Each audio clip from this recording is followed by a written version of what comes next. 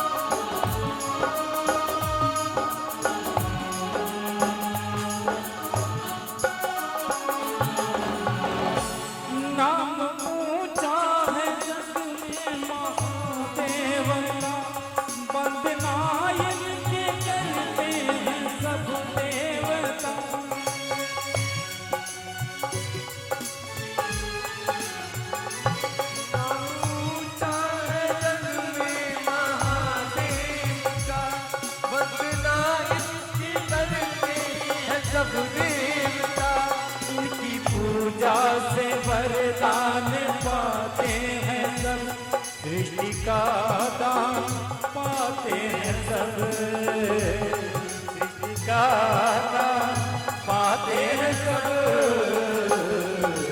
नागर सुर प्राणी सब पे भोले बाबा का उपकार हुआ, नागर सुर प्राणी सब पर भोले बाबा का उपकार हुआ। अंतकाल में भवसागर उसका बेड़ा पार, भोले शंकर की पूजा करो। ध्यान चरणों में इनके धरो। शिव शंकर को जिसने पूजा उसका जीवोद्धार हुआ, शिव शंकर को जिसने पूजा उसका जीवोद्धार हुआ। अंतकाल में भवसागर उसका बेड़ा, भोले शंकर की पूजा करो। भोले चरणों में उनके धरो। ओम नमः शिवाय, ओम नमः शिवाय, ओम नमः शिवाय, ओम नमः शिवाय। हर हर महादेव शिव शंभो, हर हर महादेव शिव शंभो, हर हर महादेव शिव शंभो, हर हर महादेव शिव शंभो। हरि बोल। राधे राधे।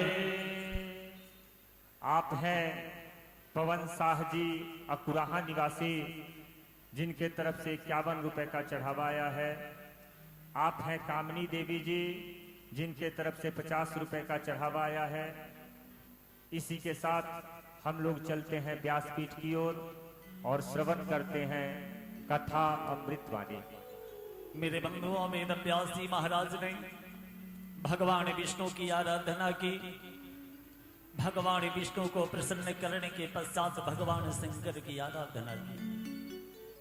भगवान शंकर ने प्रसन्न होकर और विष्णु ने यह वचन दिया, जो उस गर्भस्थ बालक को माया कुछ नहीं बिगाड़ेगी। 12 वर्ष प्रयत्न गर्भ में रहने के पश्चात सुग्रीव जी महाराज मां के गर्भ से बाहर निकले, और गर्भ से बाहर निकलते ही मेरे बंधुओं, सामान्य बालक या बालिका जब जन्म लेती है तो सबसे पहले मां के स्तन का दुग्ध उसे पान कराया जाता है। पर सुखदेव जी महाराज की अवस्था जैसे 6-7 वर्ष के बालक की अवस्था होती है, और जन्म लेते ही सुखदेव जी महाराज जंगल के तरफ प्रस्थान कर गए। वेदव्यास जी हा पुत्र करते रह गए। सुखदेव जी ने कहा, पिताजी कौन किसका पुत्र और कौन किसका पिता, ये तो माया का चक्कर है। अरे यही तो माया है।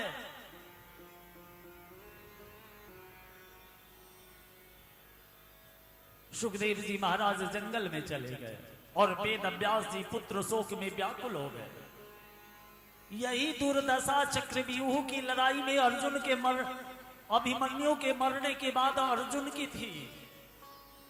भगवान श्री कृष्ण के सामने बहुत अर्जुन ने आग्रह किया, तो पता है एक रोज भगवान श्री कृष्ण अर्जुन को अपने साथ लेकर स्वर्ग गए और उस समय अभिमन्यु एक युद्ध जीत कर लौट रहा था।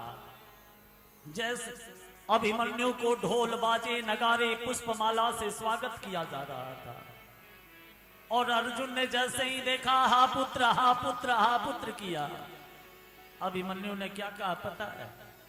अरे कौन किसका पुत्र, कौन किसके पिता? अपने गलत कर्म के वजह से एक बार मैं आपका पुत्र बन गया तो आप पुत्र शोक से व्यथित हैं। आप अपने जीवन के पीछे तो देखें, आप कितने बार मेरे पुत्र बन चुके हैं। हरि बोल राधे राधे। मेरे बंधुओं, जब मनुष्य जीवन में जन्म लिए हो तो एक पुत्र के नाते पिता के पूरे कर्तव्य का पालन करो, एक पुत्र के नाते माँ के पूरे कर्तव्य का पालन करो, एक पति के नाते पत्नी के कर्तव्य का पालन करो और एक स्त्री के नाते पुरुष के कर्तव्य का पालन करो।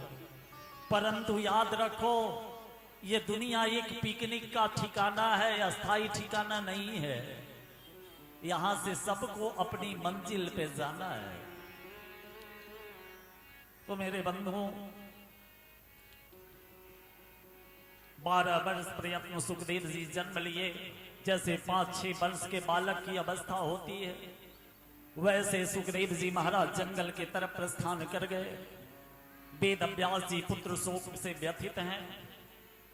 सुखदेव जी महाराज राजा परीक्षित से कहते हैं, राजन, अमर कथा ही भागवत कथा है, पंचम वेद इसको कहा गया है।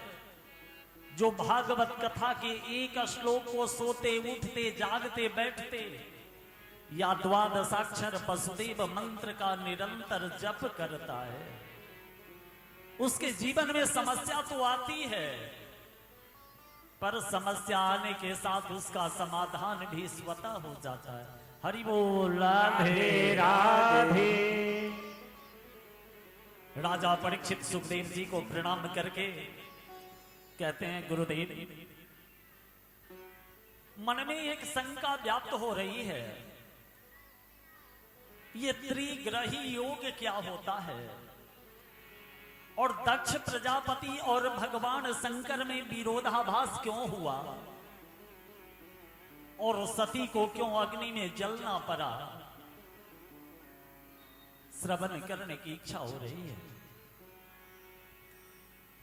सुखदेव जी महाराज कहते हैं, राजन, ध्यान पूर्वक कथा का रसपान करना।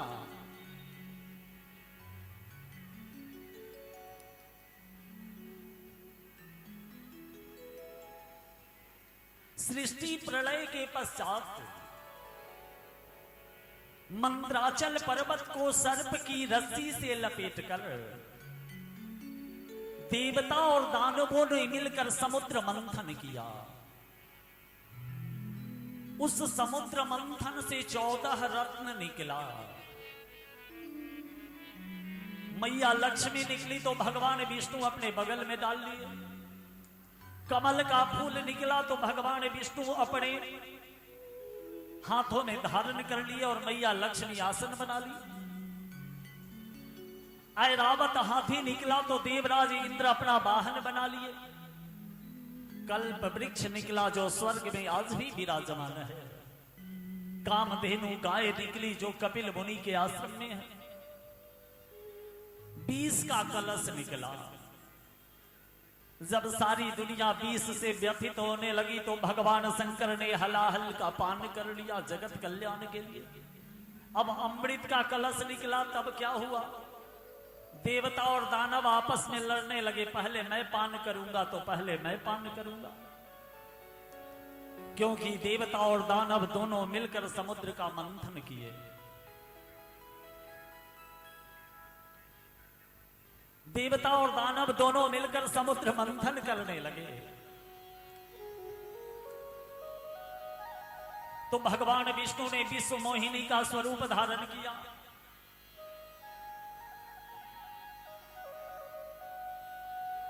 भगवान विष्णु ने विश्व मोहिनी का स्वरूप धारण करके असुरों को मोहित करने लगे और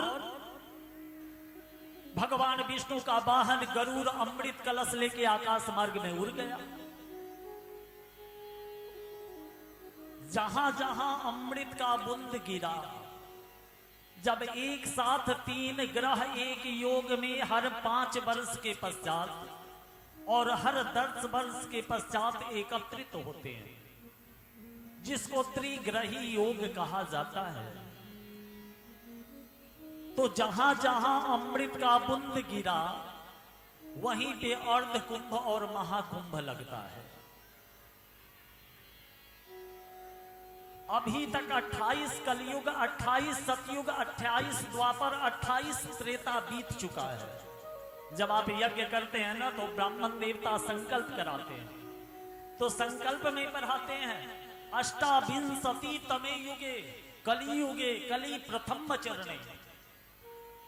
तो ये 28वां कलयुग का पहला चरण चल रहा है। तो हर चतुर्युगी समाप्त के बाद एक बार ब्रह्म सत्र लगता है, जो चारों युग में सनातन धर्म वर्णाश्रम की व्यवस्था कैसे चलाया जाए। हर सभा में एक सभापति की आवश्यकता होती है। तो उस ब्रह्म सत्र के सभापति देवाधिदेव महादेव थे। दक्ष प्रजापति रिश्ते में ससुर और महादेव उनके दामाद। संजोग से जिस समय दक्ष प्रजापति आए, भगवान भोलेनाथ समाधि में बैठे थे। सभी ने दक्ष प्रजापति को देखकर आसन छोड़कर खड़े हो गए, अभिवादन किया, स्वागत किया, पर भगवान शंकर समाधि में थे। दक्ष प्रजापति को बहुत कष्ट हुआ, मेरा दामाद मेरा सम्मान नहीं किया, मुझे प्रणाम नहीं किया। दक्ष प्रजापति ने गुस्से में क्या कहा पता है? अरे ये शिव, ये तो भगवान हो ही नहीं सकता। चीता का भस्म अपने शरीर पे लगाता है, अंग धरंग नंग धरंग रहता है, मुर्दे की खोपड़ी में भोजन बनाकर ग्रहण करता है, भूत प्रेत के संग पागलों की तरह नृत्य करता है।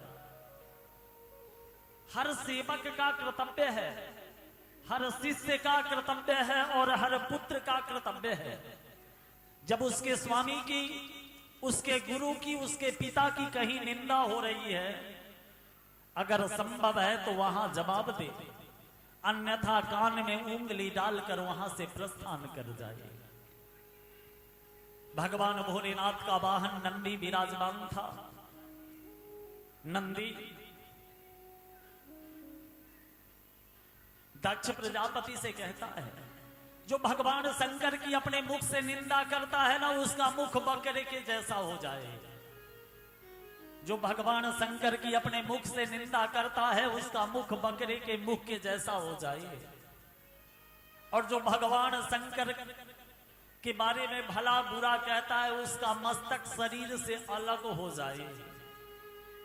उसके पश्चात नंदी कहता है, जो भगवान शंकर से शत्रुता करके कोई यज्ञ करता है ना, उसको कभी यज्ञ पूर्ण नहीं होता, उसको मुक्ति नहीं मिलती, गति नहीं मिलती। हरि बोल राधे राधे।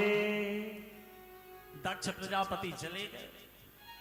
भगवान भोलेनाथ जब समाधि से जगे तो नंदी ने सारा विषय बताया। भोलेनाथ ने कहा, रे वे ससुर थे, तूने क्यों भला बुरा कहा। दक्ष प्रजापति भी सभा समाप्ति पे कैलाश पर्वत पे आए। भगवान शंकर कैलाश पर्वत पे आए, दक्ष प्रजापति अपने राज्य महल में गए।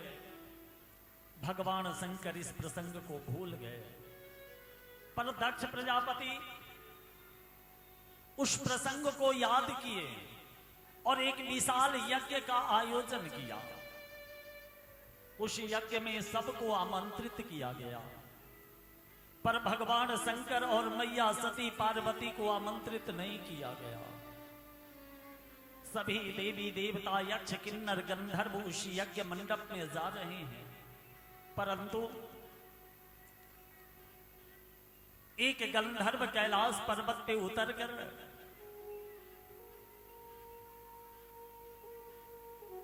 मैया को प्रणाम कर कहती है, मां, आपके पिता के घर में यज्ञ हो रहा है और आप यहां हैं। भगवान भोलेनाथ आनंद के स्वरूप है। इतना कहकर वह मैया को प्रणाम करके विदा हो जाता है। मैया पार्वती आती है भोलेनाथ के पास। प्रभु, आपके ससुर यज्ञ कर रहे हैं और आप यहां, क्या आपको उन्होंने यज्ञ में आमंत्रित नहीं किया? भगवान भोलेनाथ बड़ा सुंदर कहते हैं, देवी इस संसार का नियम है, कहीं जन्म होता है तो कहीं मृत्यु होती है, कहीं डोली आती है तो कहीं से अर्थी उठती है, किसी घर में लक्ष्मी की बरसात होती है तो किसी घर में दरिद्रता का आगमन होता है। तुम क्यों इसमें पड़ी हो? संसार का नियम है। मैया सती कहती है, अरे महाराज, मैं कैसे समझाऊं आपको? कन्या को अपने मायके जाने में कितना आनंद मिलता है। अगर आप स्त्री होते तो आपको इसका अनुभव होता। भगवान भोलेनाथ कहते हैं, देवी तू मत जा, बहुत कष्ट पाएगी।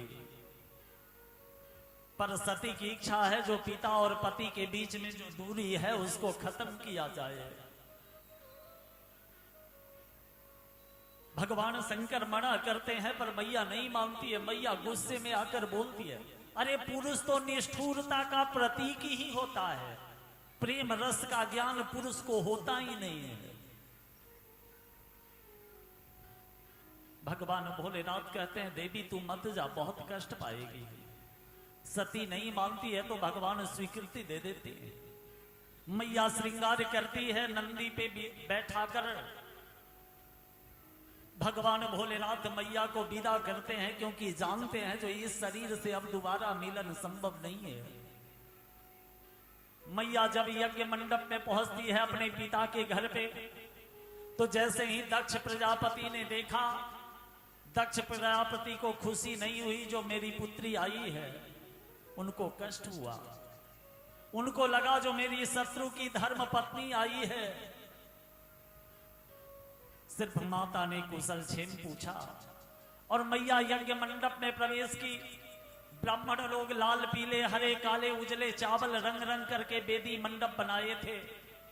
हमारे आपके लिए रंगोली के जैसा प्रतीक होता है, परंतु मेरे बंधुओं यज्ञ का 4 स्तंभ होता है, मंत्र, यंत्र, तंत्र और क्रिया।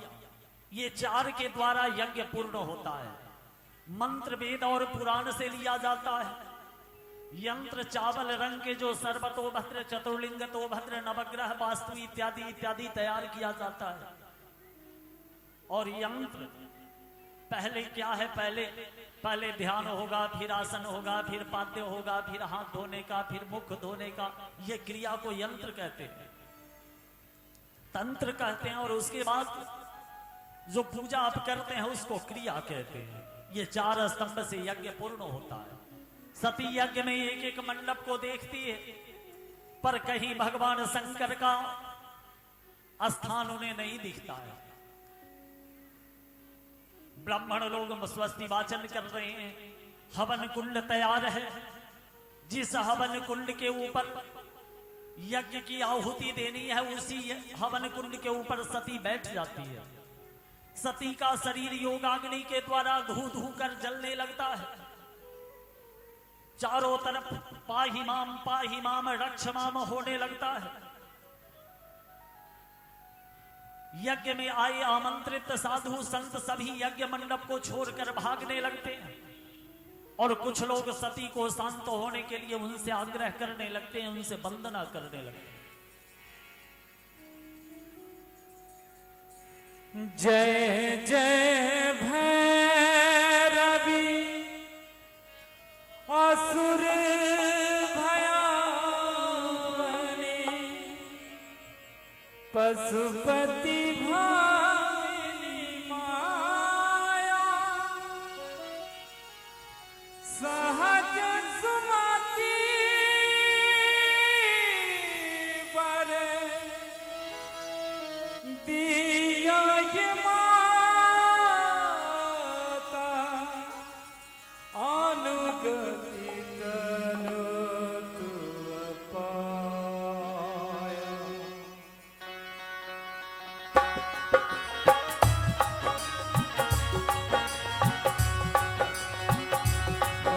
से ताली बजाते हुए मेरे बंधुओं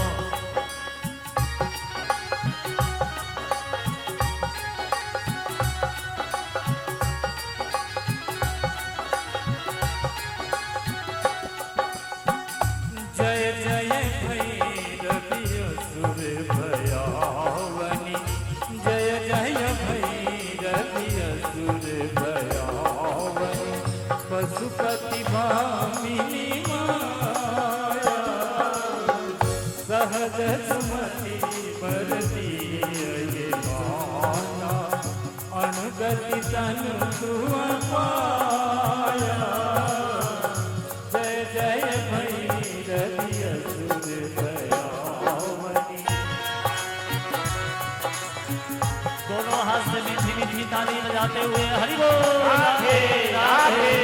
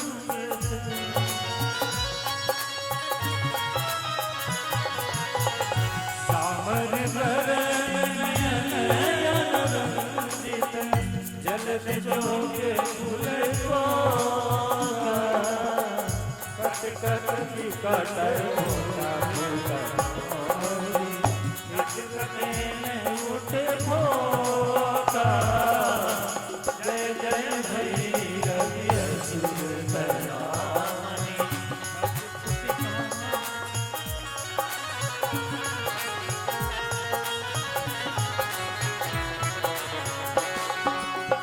घन घन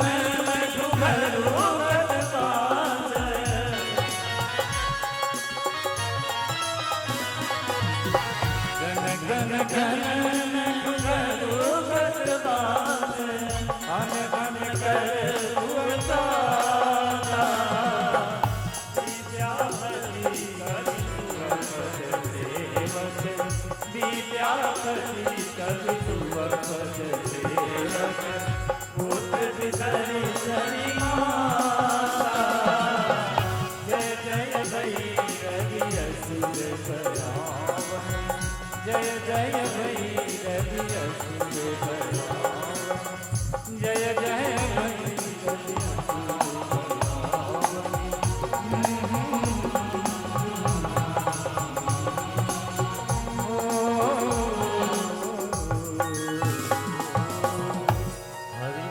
राधे राधे। मेरे बंधुओं सती के योगाग्नि द्वारा जलने की क्रिया के शेष प्रसंग को कल कथा के प्रसंग में श्रवण करेंगे। तत्पश्चात कुंज बिहारी की गिरिधर कृष्ण मुरारी की आरती कुंज मुरारी की, गले में बैजंती माला, बजावे मुरली मधुर बाला, श्रवण में कुंडल झलकाला, नंद के आनंद नंद लाला, नंद के नंद श्री आनंद कंद, मोहन मृग चंद, सुफल सुख चंद, राधिका रमन बिहारी की, गिरिधर कृष्ण मुरारी की, आरती कूंज बिहारी की, गिरिधर कृष्ण मुरारी की, गगन समयंग कांति काली, राधिका चमक रही आली, लतन में ठाढ़े बनमाली, भ्रमर से अलग कस्तूरी तिलक, चंद्र सी झलक, ललित छवि जहाँ प्यारी के, गिरिधर कृष्ण मुरारी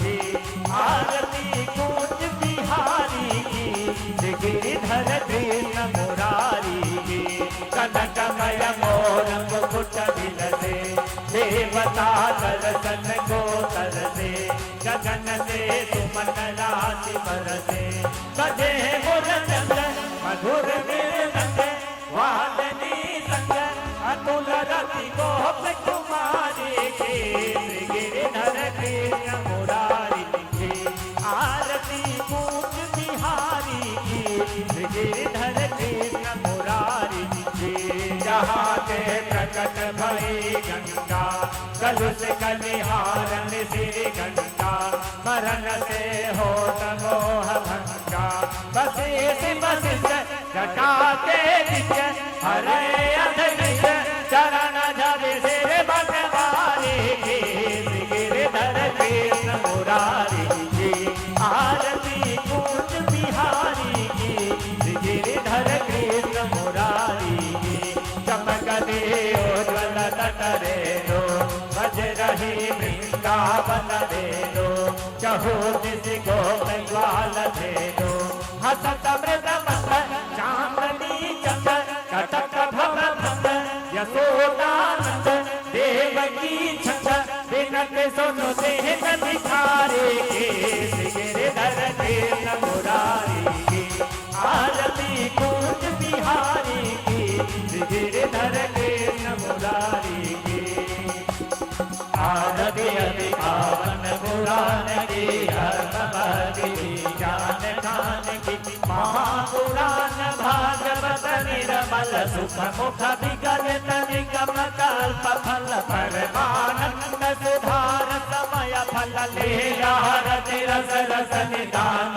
की, आरती अति पावन पुराण की, कलिमल बधन ताप निवारण, जन्म मृत्यु भव भय हारति, सेवत संत सकल सुख कारिणि, सुमया सति हरि चरित गान की, आरती अति पावन पुराण की, विषय विलास विमोह विनाशनि, विमल विराग विवेक विकासिनि, भागवत कर हर्ष प्रकाशिनि, परम ज्योति परमात्म ज्ञान की, आरती अति पावन पुराण की, परमहंस मुनि मन उल्लासनि, रसिक हृदय रस राज विलासिनि, भक्ति मोक्ष रति प्रेम सुदासिनि, कथा किंचन प्रिय सुमन की, आरती अति पावन पुराण की, धर्म भक्ति ज्ञान गान की, आरती अति पावन पुराण।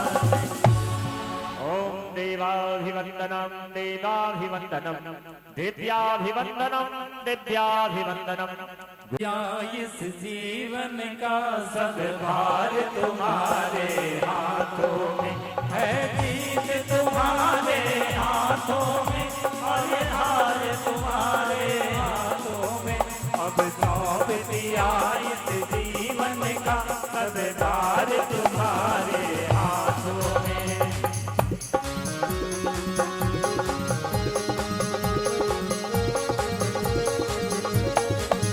मेरा निश्चय है बस एक यही, बार तुम्हें पा जाऊं मैं, और बन कर दो दुनिया भर का सब प्यार तुम्हारे हाथों में, कब सौंप दिया इस सब भार तुम्हारे हाथों में।